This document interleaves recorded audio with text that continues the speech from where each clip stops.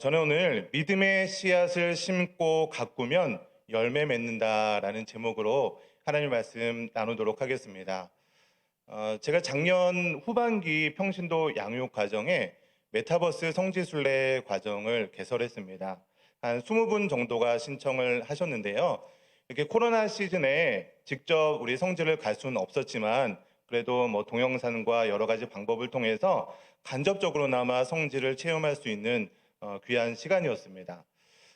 그 강의 중간에 제가 참여하시는 분들께 작은 선물을 이렇게 좀 나눠드렸습니다. 제가 그 나눠드린 이 선물을 좀 가지고 왔는데요. 좀 작아서 잘 안 보이시죠? 예, 제가 사진을 좀 준비했는데요. 사진을 한번 보여주시겠어요? 맨 왼쪽에 있는 게 요겁니다. 사진을 보여드려도 좀 잘 안 보이실 것 같아서 여기 뭐라고 써 있는지 보면은 머스타드 시드라고 적혀 있어요. 그러니까 이런 머스타드 소스 아시죠? 이렇게 찍어 먹는 그 소스.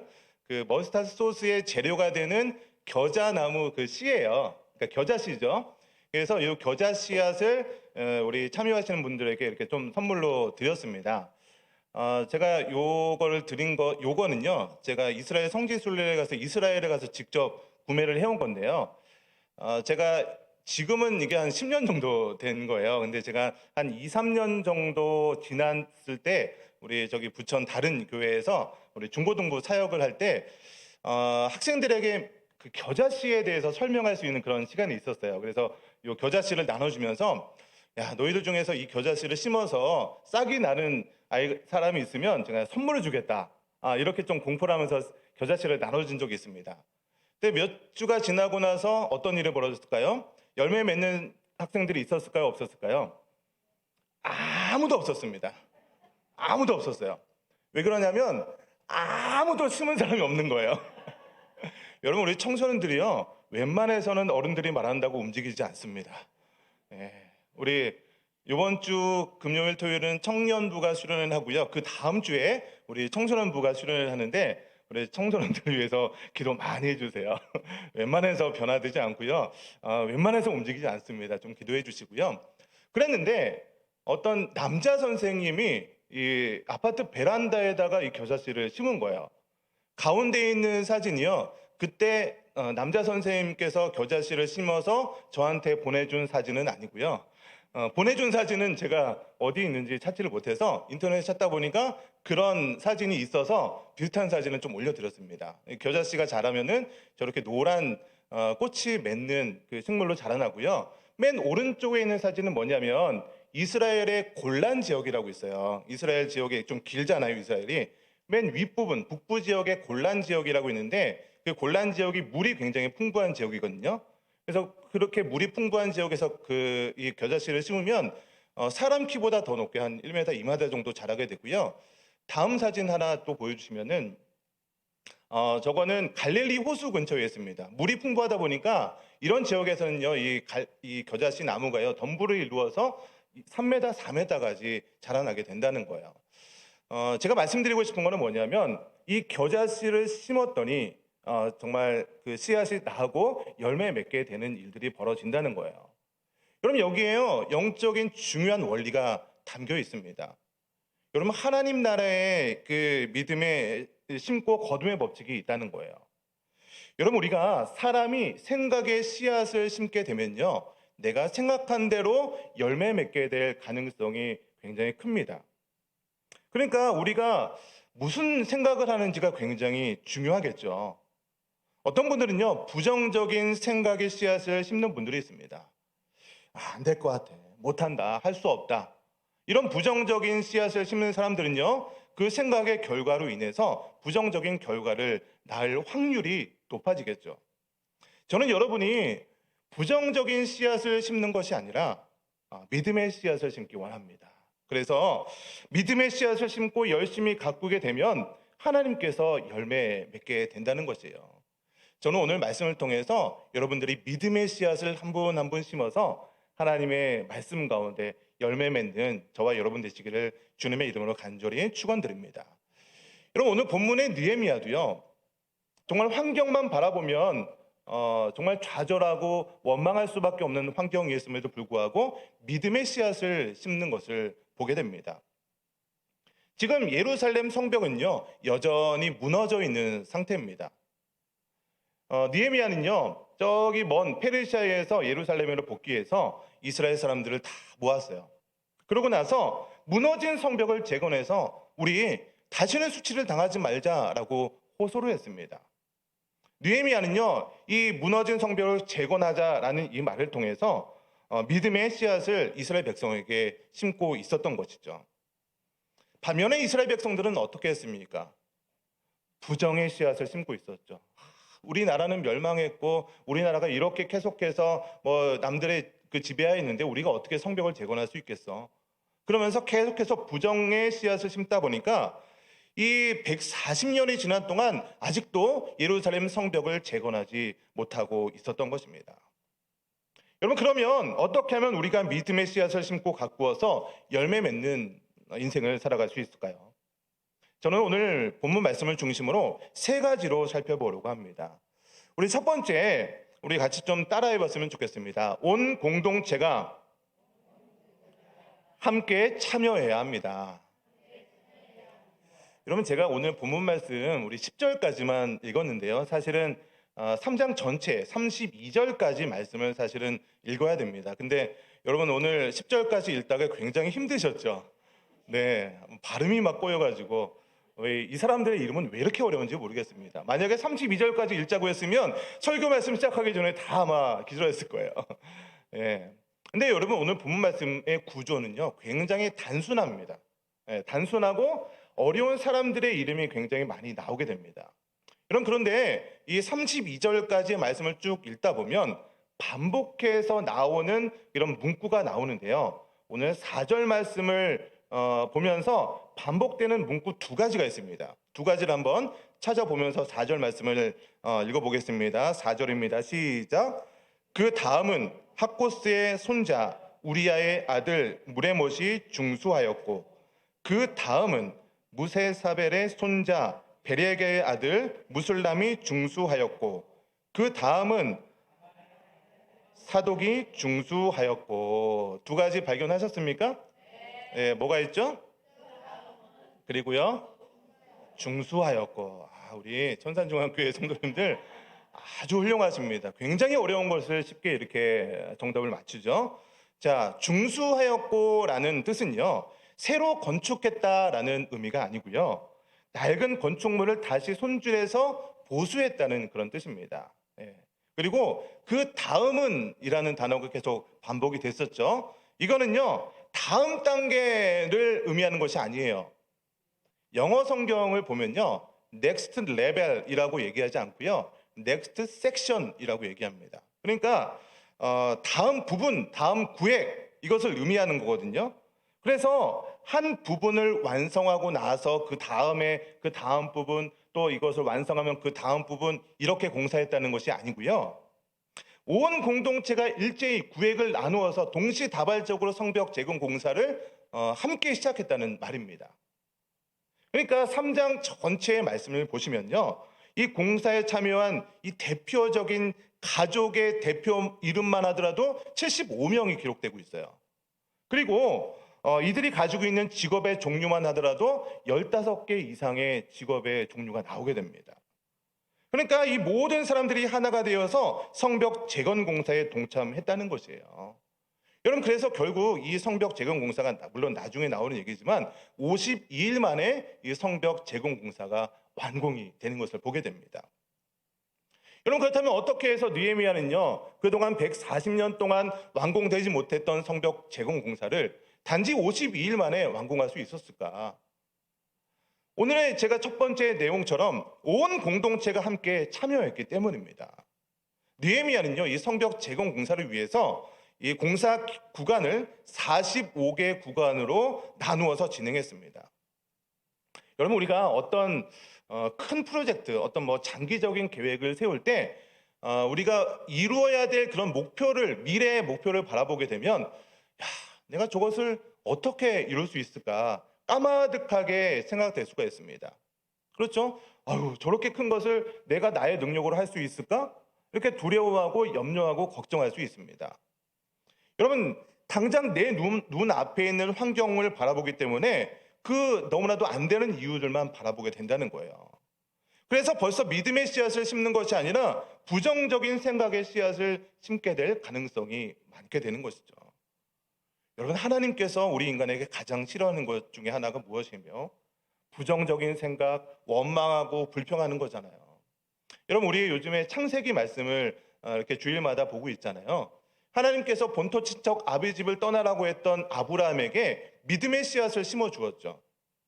여러분, 아브라함이 본토 친척을 떠나는 것은요, 말할 수 없는 그런 두려움 가운데 있을 수밖에 없습니다. 그러나 두려워하고 있는 아브라함에게 하나님께서, 야, 내가 너로 인해서 내 자손을 하늘의 별처럼 티끌처럼 많게 해주시겠다. 너로 인해서 큰 민족을 이루게 하겠고 너로 가나안 땅을 선물로 주겠다라고 약속해 주지 않습니까? 여러분, 그런데 이스라엘 백성들은 어떤 선택을 했을까요? 하나님의 믿음의 씨앗을 붙들고 나아갔던 것들이 아니라 환경을 바라봤던 것이죠. 아니, 하나님께서는 분명히 우리의 큰 민족을 이루게 하셨다는데 우리 상황을 보니까 이게 안 되겠거든요. 아니, 어떻게 우리 몇 명 안 되는 이거 가지고 큰 민족을 이루시겠나라고 하면서 광야에서 어떤 생활을 했습니까? 불평하고 하나님께 원망하고 우리 그냥 애굽에서 종살이 했으면 좋았을 텐데 거기 있었으면 고기라도 먹을 수 있었을 건데 하나님을 원망하고 이스라엘의 지도자였던 모세를 원망하고 불평하지 않았습니까?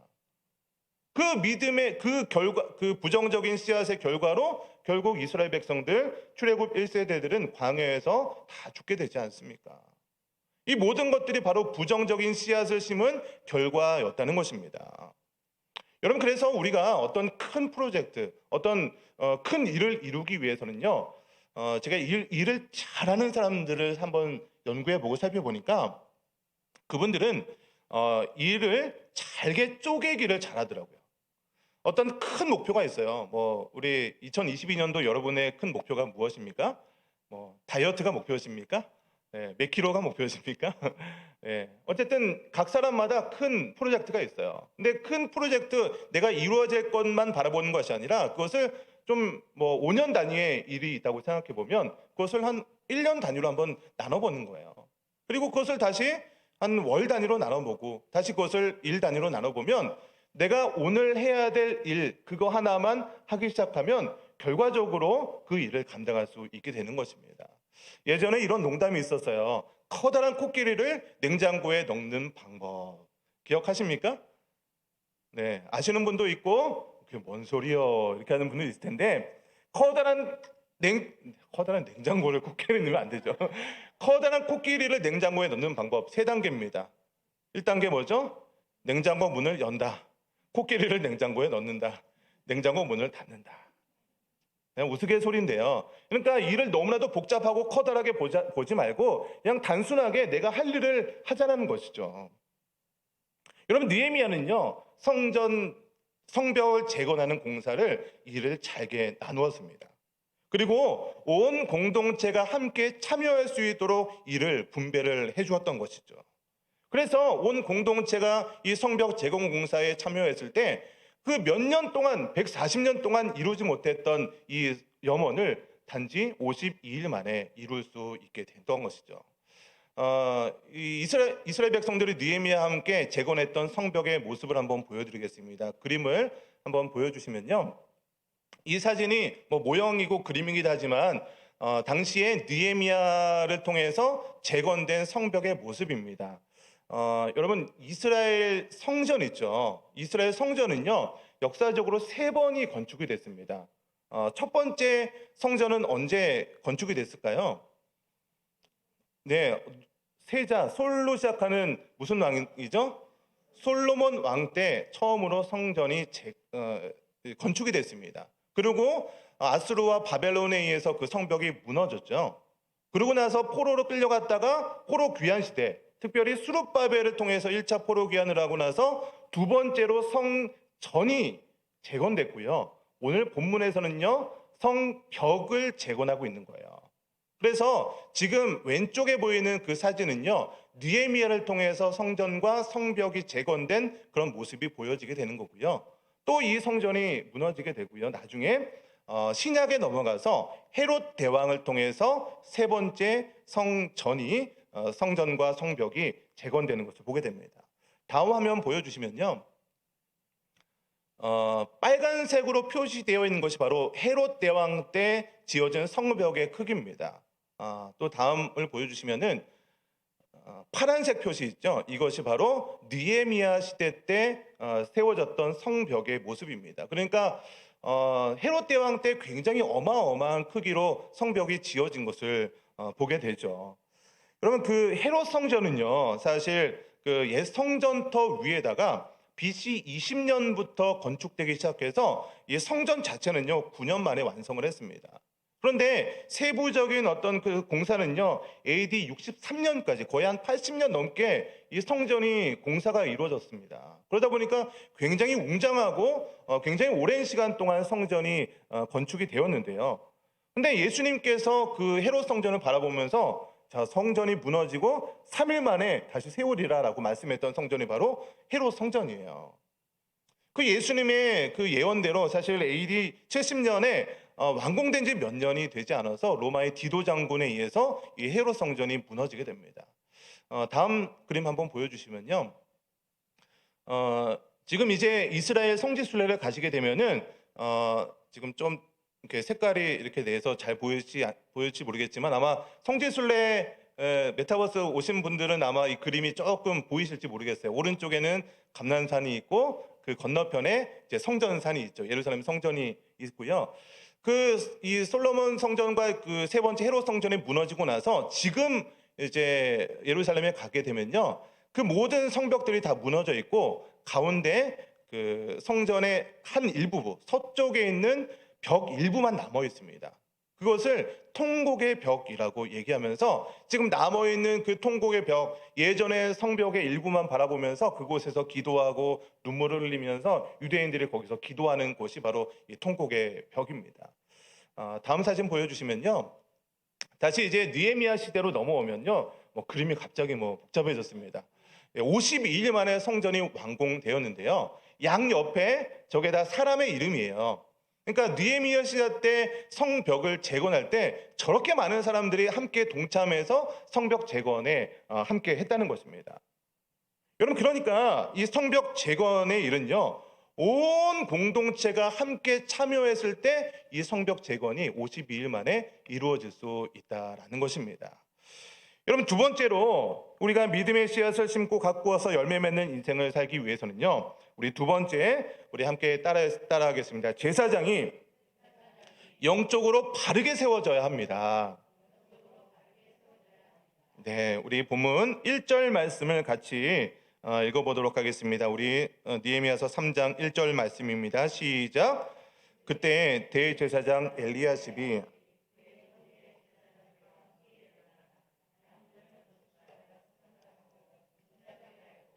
또 성벽을 건축하여 한메아 망대에서부터 하나넬 망대까지 성별하였고. 여러분 이렇게 성벽을 재건할 때 제일 먼저 언급하고 있는 사람이 누구였습니까? 대제사장 엘리야십이었습니다.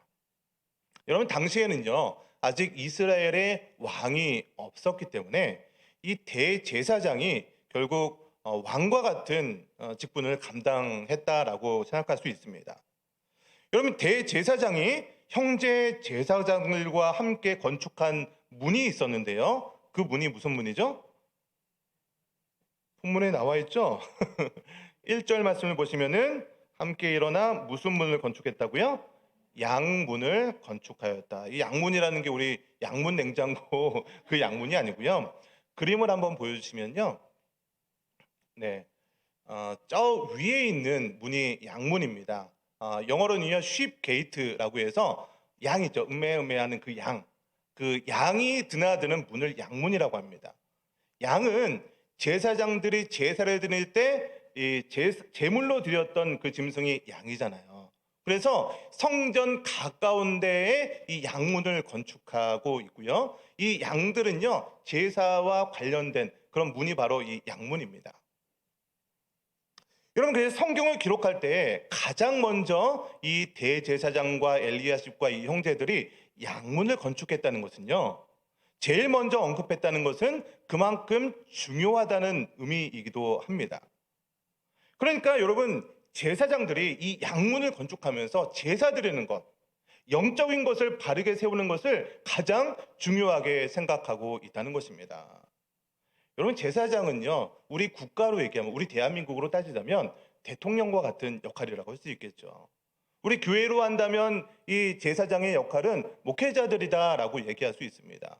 여러분, 가정으로 한다면 그 제사장이 누구예요? 여러분의 가장들입니다. 뭐 주일학교를 하면 교사들이고요, 구역으로 하면 구역장들입니다. 여러분, 이런 사람들이 영적인 제사장의 역할을 감당하는 것이 너무나도 중요하다는 것을 강조하고 있는 것입니다. 여러분, 한 500년 전쯤에 우리 그 종교 개혁이 일어났거든요. 루터나 칼빈 같은 사람이요, 만인 제사장설을 얘기한 적이 있습니다. 당시에 로마 교황은요, 그 면죄부를 판매를 했습니다. 이 면죄부를 판매한 이유가 무엇이냐면, 당시에는요, 사제들, 그러니까 신부님이나 주교나 추기경이나 교황 같은 사람을 사제라고 하거든요. 사제들에게만 이 사제권이 있다라는 것을 얘기했습니다. 강조했습니다. 그래서 인간이 죄를 지으면 이 사제들을 통해서 죄를 사함받을 수 있는데, 그 사함받을 수 있는 권한, 그것을 면죄부라고 하고, 그것을 돈을 주고 사야만 면죄를 받을 수 있다는 것을 강조했던 것이죠. 그러나 이 종교개혁자였던 루터나 칼빈이라는 사람은요, 예수님을 통해서, 중보자 대신 예수님을 통해서 직접 하나님께 나아가서 회개하면 용서받을 수 있다는 것을 강조했어요. 이것이 바로 만인 제사장설이에요. 그러니까 뭐 모든 믿는 사람들이 다 제사장이다, 이 말을 하는 것이 아니고요, 제사장적인 위치와 직무를 가지고 있다라는 뜻이에요. 그럼 베드로전서 2장 5절 말씀을 한번 보시면요, 같이 화면을 보시면서 베드로전서 2장 5절 말씀 같이 읽어보겠습니다. 시작. 너희도 산돌같이 신령한 집으로 세워지고 예수 그리스도로 말미암아 하나님이 기쁘게 받으실 신령한 제사를 드릴 거룩한 제사장이 될지니라. 여기 말씀을 계속 보세요. 그러니까 요약하면 어떻게 됩니까?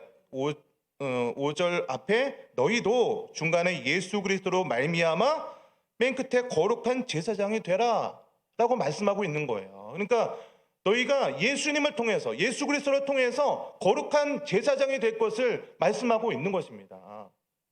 여러분, 그런데 여기서 나타나고 있는 그 제사장의 그 원어를 보면요, 여기서도 제사장이라는 원문을 사용한 것이 아니고요, 제사장직이라는 원어를 사용하고 있습니다.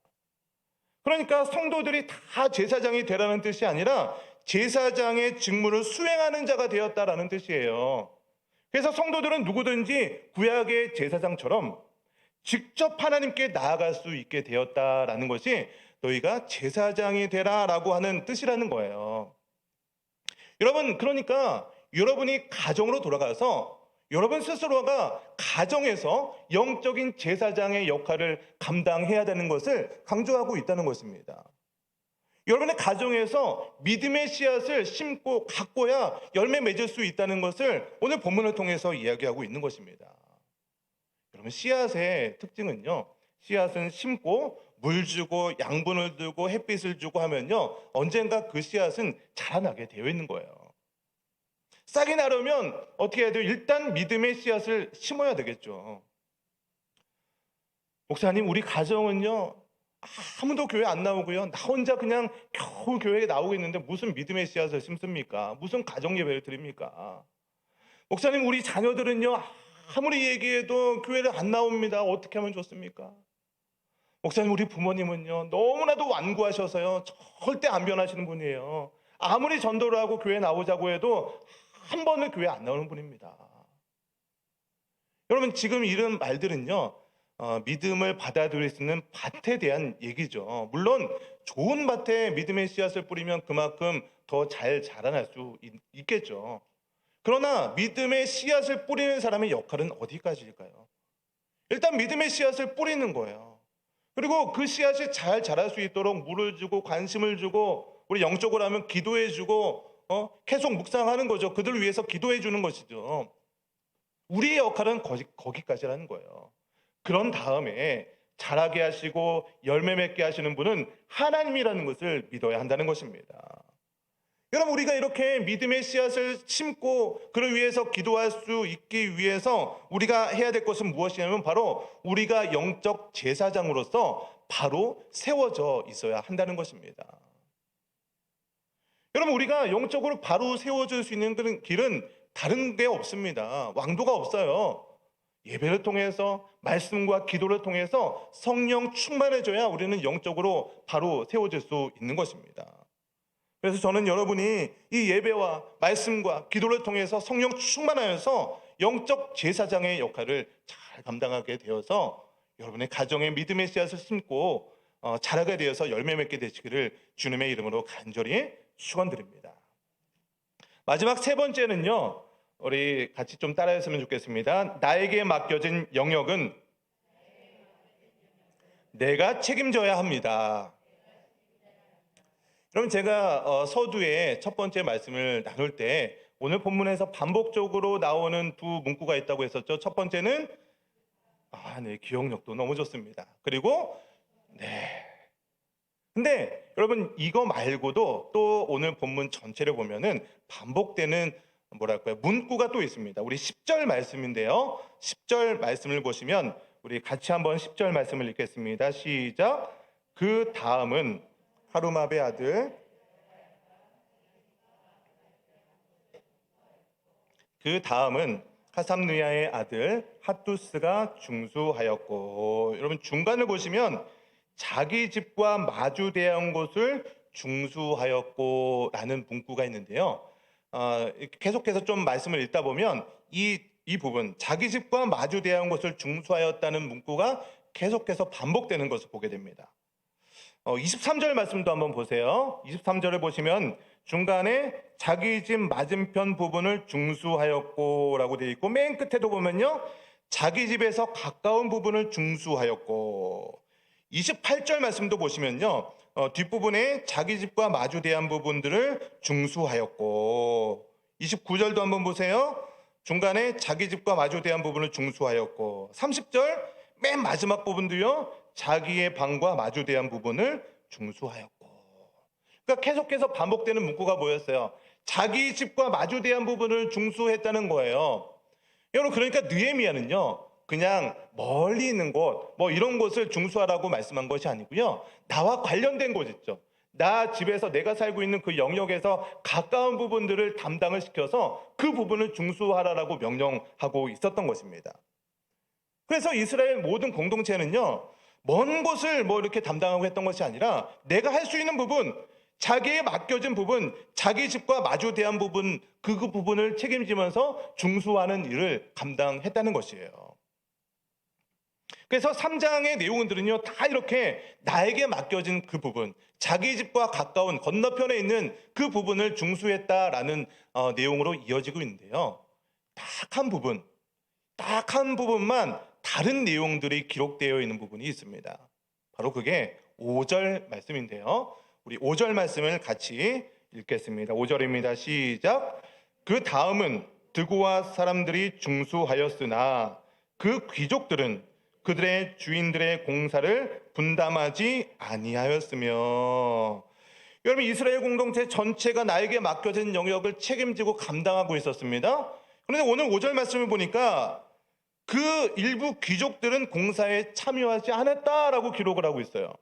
다 참여하고 있는데 이 귀족들은요, 내가 귀족인데, 내가 돈이 많은데, 내가 권력이 있는데 내가 어떻게 저 성벽을 재건하는 그 하찮은 일에 내가 참여할 수 있겠냐. 다 참여하는데 뒷짐지고 팔짱 끼고 있으면서 이 공사에 참여하지 않았다는 거예요. 여러분, 그러나 이 이스라엘 성벽을 재건하는 것은요, 체면 따지고 뭐 그렇게 할 일이 아닙니다. 이스라엘 백성들의 영원한 숙제와 같은 염원이 담겨 있는 것이 바로 성벽 재건하는 일입니다. 그런 일은요, 모두가 힘을 합쳐서 두 팔 걷어붙이고 다 동참해야 되는 일이 바로 성벽 재건 공사였죠. 그런데 이 귀족들은 어떻게 했습니까? 그런 일은 뭐 내가 할 일이 아니야. 그런 하찮은 일은 아랫사람들이 하는 거지야. 이런 하나님 나라의 일은요, 결코 이렇게 일이 처리되지 않는다는 거예요. 하나님께서는요, 저와 여러분에게 맡겨주신 영역이 있습니다. 그 맡겨진 영역은요, 내가 책임지고 감당해야 될 부분이라는 거예요. 그냥 나 혼자 무너지고 나 혼자 감당 안 하면 그냥 끝 아닙니까? 결코 그렇지 않다는 거예요. 그냥 나에게 맡겨진 부분들을 내가 안 했다고 해서 그냥 나 못하겠습니다, 그래서 손 놓는다고 해서 그것으로 끝나는 일이 아닙니다. 공동체의 특징이 무엇이냐면 한 곳이 무너지기 시작하면 전체가 영향을 받을 수밖에 없다는 거예요. 그럼 댐에 한 부분만 한번 금이 가보세요. 한 부분이 물이 샌다고 생각해 보세요. 그 댐이 그냥 한 부분만 물이 새고 맙니까? 점점 물이 시작하면서 그 댐 전체가 무너지게 되잖아요. 성벽도 마찬가지입니다. 성벽이 다 튼튼하지만 한 곳이 세워지지 않고 한 곳이 무너졌다고 생각해 보세요. 무너진 곳으로 적들이 계속해서 침투하고 그것을 통해서 넘어오다 보면 성벽이 열리는 것은 시간 문제라는 거예요. 여러분, 그러니까 이 성벽 재건하는 문제에 있어서 나는 못하겠습니다, 나 그냥 좀 일 안 하겠습니다 라고 하는 것은요, 그냥 나 혼자만의 문제가 아니라 공동체 전체가 무너지게 될 수 있는 엄청난 일이 발생할 수 있다는 것입니다. 여러분, 나에게 맡겨진 부분은요, 어떻게 해서든지 지켜내겠다는 그 생각이 중요하다는 것이에요. 여러분, 하나님께서 저와 여러분에게 어떤 사명을 맡기시고 일을 맡기실 때요, 내가 할 수 없는 그런 일은 결코 맡기지 않습니다. 어려움과 시험도요, 내가 감당할 수 있는 부분이기 때문에 맡겨주신다고 고린도전서 10장 13절에 기록하고 있잖아요. 혹시라도 내가 감당치 못할 일을 주셨다면 피할 길도 주신다고 말씀하고 있지 않습니까? 여러분, 그래서요, 하나님께서는요, 저와 여러분에게 각자 나름대로의 은사를 주셨거든요. 능력을 주셨거든요. 더 주신 것이 있거든요. 그 일을 통해서, 그 능력을 통해서 내가 감당할 수 있는 그 영역만큼 나에게 맡겨주시는 분이 하나님인 줄 믿으시기 바랍니다.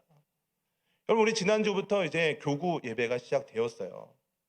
그동안 작년 한 해 동안 목회자들이 기도하고 준비하면서 이렇게 많이 준비했지만 이제 지난주가 이제 첫 문을 연 날이었습니다.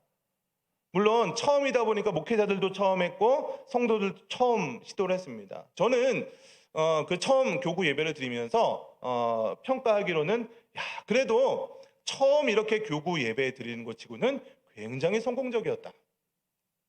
물론 개선해야 될 부분들도 많이 있었고요, 부족한 부분들도 많이 있습니다. 그러나 우리가 교구를 개편하고 교구 예배, 소그룹 예배를 드린 그 목적이 무엇인지 다시 한번 생각해 봐야 합니다. 우리 천상 공동체가 지금 이대로는 안 된다는 것을 다 동의하지 않습니까? 그 많은 성도들이 지금을 믿음을 내려놓고 예배드리지 못하는 성도들, 그리고 성도들 간의 교제가 단절되고 이런 코로나 시기에 가정을 세우지 아니하고 이 소그룹 공동체를 세우지 아니하면 많은 교회들이 힘들어지고 있는 모습을 보고 있지 않습니까? 이대로 가서는 안 되기 때문에 무너진 공동체를 회복하기 위함을 우리가 공유하고 같이 한번 세워보자. 오늘 본문의 느헤미야처럼 무너져 있는 이 성벽을 같이 한번 재건해 봅시다. 온 공동체가 함께 힘을 합쳐서 힘들고 어렵지만 그래도 한번 이 믿음의 씨앗을 심고 성벽을 세워봅시다 하고 동의하고 믿음으로 달려간 것 아니겠습니까? 물론 불편한 부분이 있어요. 그동안 안 해왔던 것이기 때문에. 또 어르신들이 이야기를 나누고 했던 부분들 참 쉽지 않습니다. 우리가 해결해야 될 그런 숙제도 많이 남아 있어요. 여러분, 그러나 우리가 믿음의 씨앗을 심고 있는 단계거든요. 우리가 해야 될 부분들이 어디까지일까요? 하나님께서 그래, 우리 믿음의 공동체를 회복시켜 주실 것이야. 그 믿음 가지고 우리는 심는 거예요. 믿음의 씨앗을 심는 거예요. 그리고 그것을 위해서 기도하고 헌신하고 서로를 축복하고 격려해 주는 것이 우리의 역할이라는 것입니다. 열매 맺게 하시는 것은 바로 하나님이기 때문에 우리의 맡겨진 역할, 이것을 감당할 때 우리의 공동체를 회복시켜 주실 줄 믿으시기 바랍니다. 말씀의 결론을 맺겠습니다. 우리는 열매 맺는 인생을 사시기 원하십니까? 우리 공동체가 회복되시기를 원하십니까? 그렇게 하기 위해서는요, 첫째로 온 공동체가 함께 참여해야 될 줄 믿습니다. 부정적인 생각의 씨앗을 심는 것이 아니라 믿음의 씨앗을 심으시기를 주님의 이름으로 축복드립니다. 두 번째는 여러분이 가정에서 영적인 제사장으로 역할을 역할로서 바르게 세워지시기 바랍니다. 그리고 마지막 세 번째는요.